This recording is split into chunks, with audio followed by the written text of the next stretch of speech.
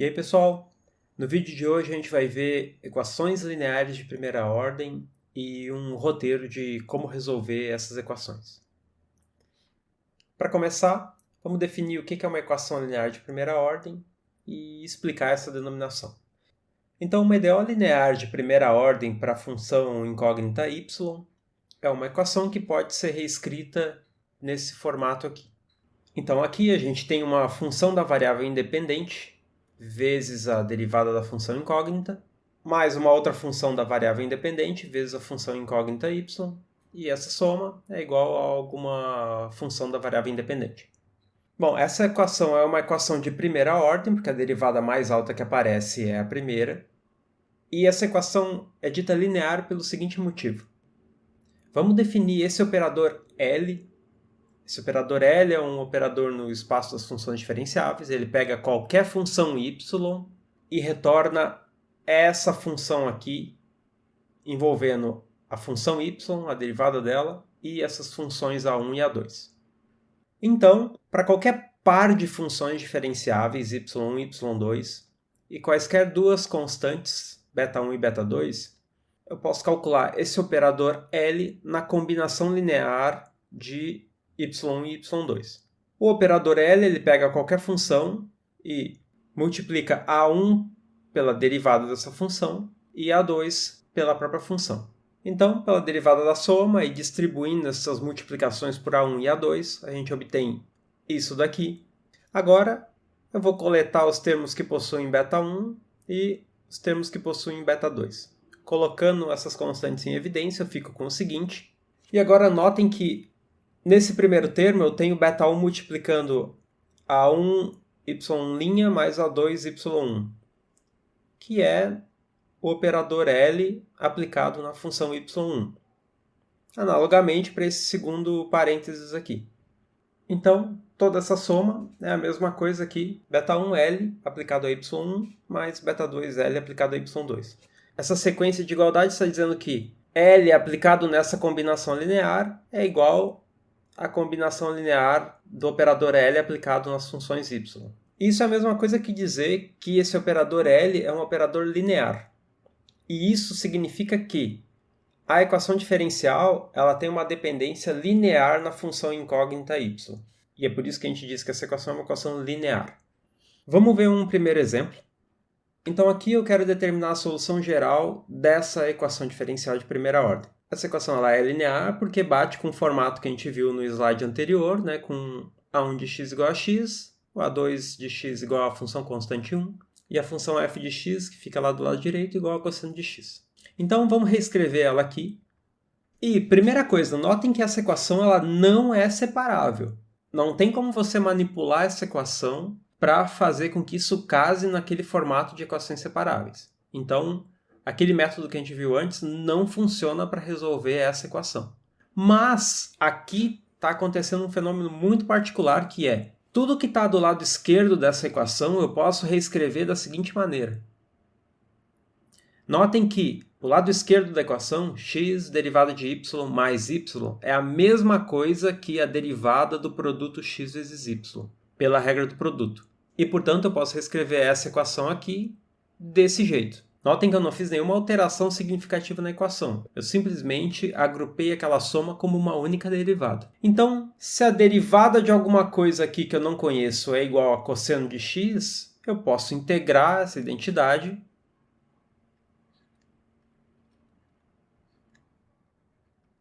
e obter o seguinte, que o produto x vezes y que eu não conheço, ele tem que ser igual a seno de x mais alguma constante arbitrária. E agora eu já posso determinar a minha função incógnita y. Basta eu dividir tudo por x e eu obtenho essa expressão aqui.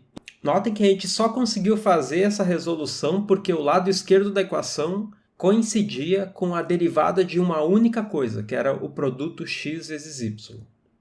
Esse foi o passo fundamental para que a gente conseguisse integrar a equação e obter essa solução geral. Próximo exemplo. Nesse exemplo eu também quero encontrar a solução geral, mas para essa equação aqui. Essa equação ela é linear, é de primeira ordem, mas aqui eu já não posso mais fazer a mesma coisa que eu fiz no exemplo 1, porque o lado esquerdo da equação ele não é mais a derivada de uma única coisa, a derivada de um único produto. Então, o que permitiu que a gente integrasse a equação anterior não acontece aqui. Porém, dá para fazer um truque aqui nessa equação, que é o seguinte. Vamos multiplicar toda essa equação por e na 2x. Então, vou pegar a equação e multiplicar os dois lados por e na 2x. E daí eu obtenho essa equação aqui. Notem que e na 2x nunca é zero, o que significa que, quando eu faço essa multiplicação e passo da equação original para essa segunda equação aqui, esse é um processo que eu posso reverter. É só multiplicar tudo por e na menos 2x. Então, essas duas equações aqui, a original e a nova, elas possuem as mesmas soluções, porque eu não fiz nenhuma alteração significativa na equação quando eu multipliquei por e na 2x. Agora, notem que nessa nova equação, eu posso sim reescrever todo o lado esquerdo como uma única derivada. A expressão e na 2x derivada mais 2e na 2xy, isso é a mesma coisa que a derivada desse produto aqui, pela regra do produto. Aqui o lado esquerdo eu só agrupei e na 2x com e na x. Agora, essa equação aqui está me dizendo o seguinte. A derivada de alguma função que eu não conheço, porque eu não conheço y, é igual a e na 3x. Então, integrando,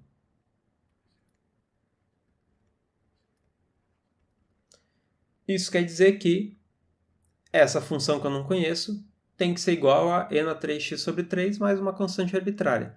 Aqui também a gente consegue achar uma expressão explícita para a função y, que é a seguinte.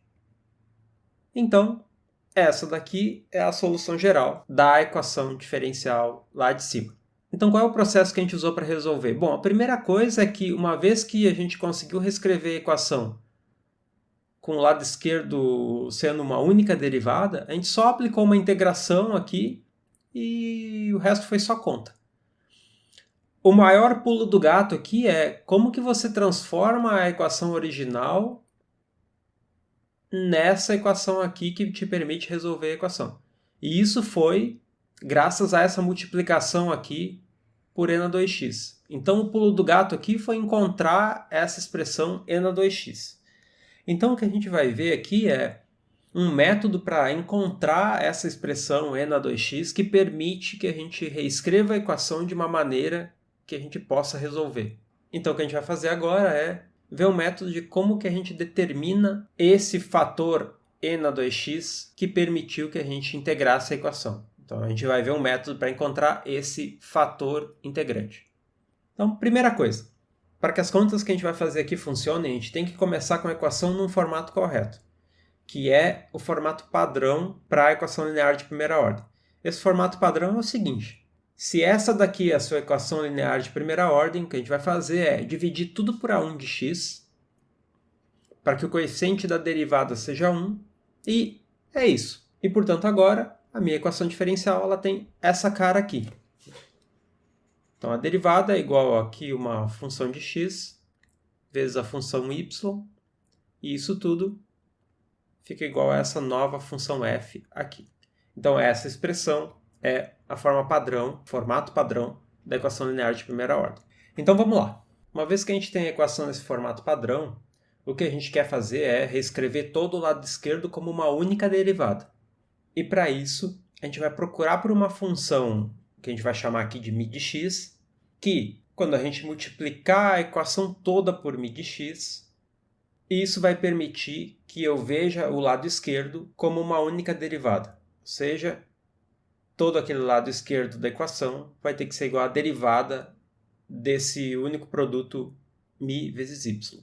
Mas notem que, pela regra do produto, essa derivada aqui ela é igual a essa soma.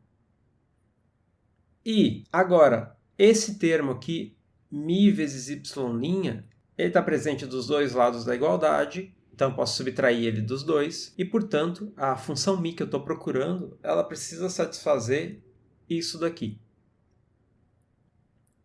Como isso daqui tem que ser verdade para todas as soluções da equação diferencial, então, a condição que eu tenho sobre a minha função mi é essa daqui.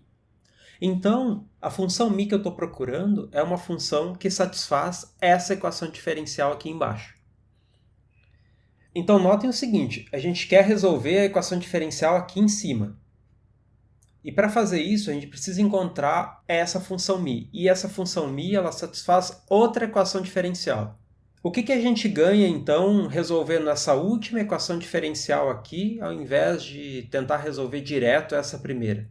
Bom, essa última equação, que é a equação para esse fator integrante, ela é uma equação separável. Então, essa daqui a gente sabe resolver. E uma vez que a gente encontrar essa função μ, basta a gente multiplicar a equação original por ela, que a gente vai conseguir resolver a equação original. Então, a equação para o fator integrante ela é sempre a mesma. Então, para encurtar um pouco o caminho, vamos já resolver essa equação separável aqui, para a gente ter uma ideia de qual é a cara que esse fator integrante sempre vai ter. Então, deixa eu apagar aqui e deixar só a equação para o fator integrante. Então tá, essa é uma equação separável, portanto, vamos implementar o método de equações separáveis. Coloquei a equação aqui no canto. O primeiro item é sempre olhar para as soluções que zeram o lado direito, e a única solução que satisfaz isso é a solução constante igual a zero. Porém, notem que essa solução aqui, a solução μ identicamente nula, não serve para a gente. Por quê? Essa função μ é a função que a gente quer usar para multiplicar toda a equação para poder resolver a equação original. Se a gente multiplicar a equação original por zero, a gente elimina toda a restrição do problema. Então essa solução μ igual a zero não adianta de nada para a gente. É por isso que a gente já vai descartar ela agora. Então, continuando, próximo passo é então reescrever a equação para μ. Agora a gente vai separar de fato as variáveis, multiplicar por dx e, próximo passo, integrar. Então, integrando os dois lados dessa identidade, eu obtenho que o logaritmo do módulo desse fator integrante tem que ser igual a essa integral de p de x. Já vou deixar aquela constante explícita ali do lado direito. E agora a gente consegue resolver isso aqui para μ como a gente fez várias vezes já. Então, aplicando exponencial, a gente obtém essa identidade, o que significa que a função μ tem que ter esse formato aqui. Agora, qual é a única restrição que a gente tem para a função μ até agora? A única restrição que a gente tem é essa equação aqui.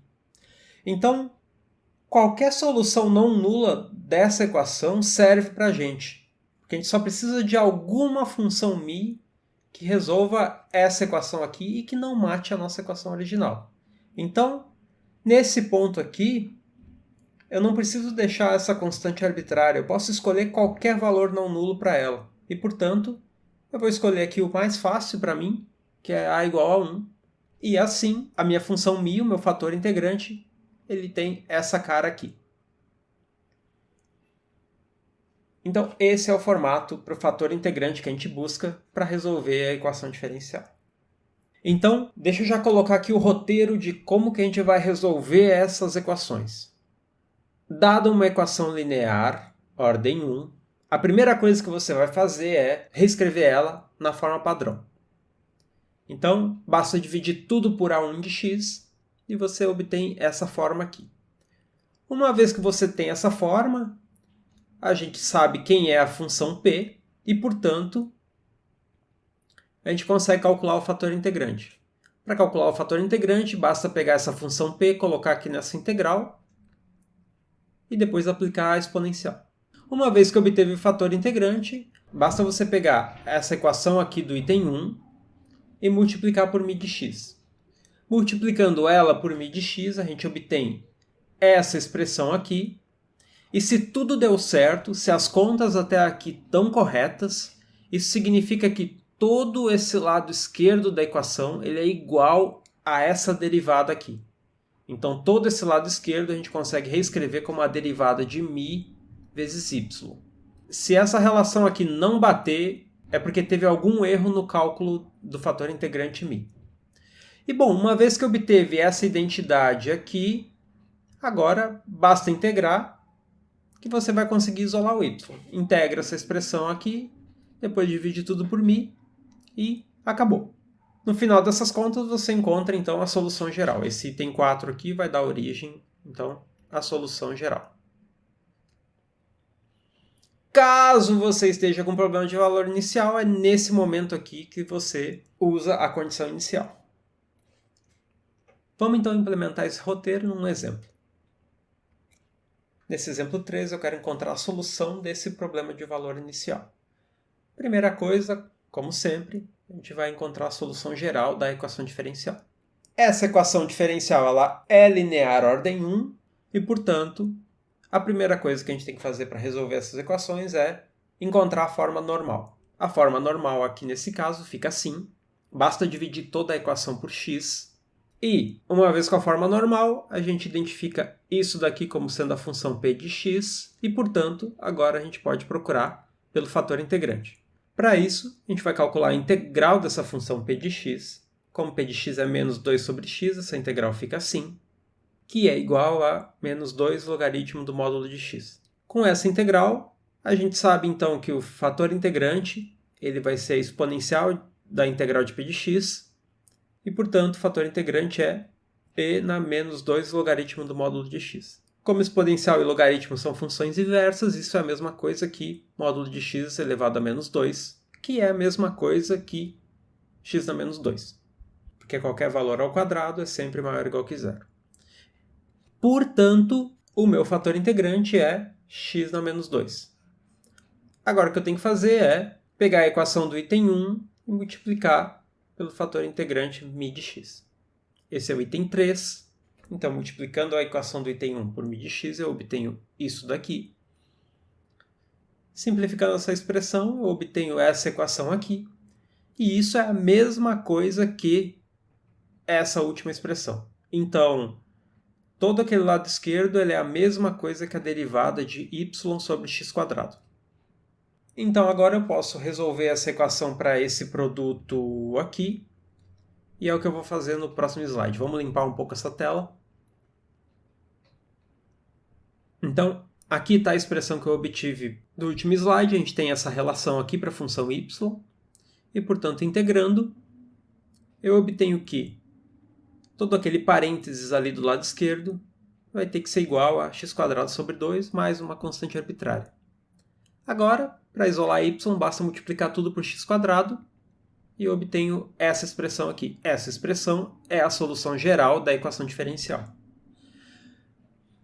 Como a gente está com um problema de valor inicial, agora a gente precisa determinar algum valor para essa constante c aqui, para que essa expressão também satisfaça a segunda condição do problema. Então, item 5, a condição inicial é que a função em 1 tem que valer 0. Da solução geral, a gente vê que a função em 1 tem que ter essa cara aqui. E, portanto, dessas continhas, a gente vê que a constante c tem que ser igual a menos meio. Portanto, a função que resolve a equação diferencial e também a condição inicial é dada por essa expressão aqui. Última coisa que eu quero fazer aqui é determinar o domínio dessa solução. Então, para isso, vamos apagar essas contas e manter só a expressão para a solução do problema de valor inicial. Então, aqui está a expressão que eu encontrei. E, para determinar o intervalo de validade dessa solução, a primeira coisa que a gente sempre faz é olhar para essa expressão como uma função diferenciável. Notem que a solução y ela é um polinômio de grau 4 e, portanto, está definido em toda a reta. Além disso, todo polinômio é diferenciável em qualquer ponto. Então, essa expressão para a solução y está definida e é diferenciável em toda a reta. Então, o domínio natural dessa expressão como uma função diferenciável é R. Agora, olhando para a equação diferencial, notem que as únicas expressões envolvidas aqui nessa equação são multiplicações, né? E a gente não tem a presença de nenhum quociente, nenhuma raiz quadrada ou algum logaritmo. Então, essa expressão aqui não impõe nenhuma restrição em x nem em y. Ou seja, a expressão da equação diferencial não gera nenhuma restrição para os valores de x ou para os valores de y. Agora, basta juntar essas duas informações para montar o intervalo de definição. Deixa eu desenhar aqui a reta real. Do item 1, a gente não tem nenhuma restrição para os valores de x e nem para o item 2. E, portanto, o que eu tenho que buscar aqui é o maior intervalo contendo aqui o instante inicial, que é o instante 1, e que não contenha nenhuma das possíveis restrições vindas do item 1 e do item 2. Bom, como o item 1 e o item 2 não geram nenhuma restrição, eu vou pegar o maior intervalo possível aqui, contando naquele ponto x igual a 1. Sendo assim, o intervalo de definição da solução fica sendo toda a reta real, e, portanto, a gente tem que o intervalo de definição é o intervalo menos infinito mais infinito. Então tá aí resolvido. Então notem que para resolver esse problema, o que a gente tem que fazer essencialmente é encontrar o fator integrante. Uma vez que encontrou o fator integrante, todo o resto da resolução se resume a uma integração. Então, o principal ponto aqui é, para resolver a equação diferencial, a gente não resolve a equação diferencial, a gente encontra o fator integrante. A partir dele, a gente encontra a solução y. Então, o problema do fator integrante é um problema paralelo, e é com ele que a gente resolve a nossa equação diferencial de fato. Todo o resto aqui é um procedimento mais padrão, que é aplicar a condição inicial e ver o domínio da solução. Então é isso. Na próxima aula a gente vai ver como implementar um método de fator integrante para equações que não são lineares e, no material complementar, eu faço mais alguns exemplos dessas resoluções aqui. É isso. Tchau!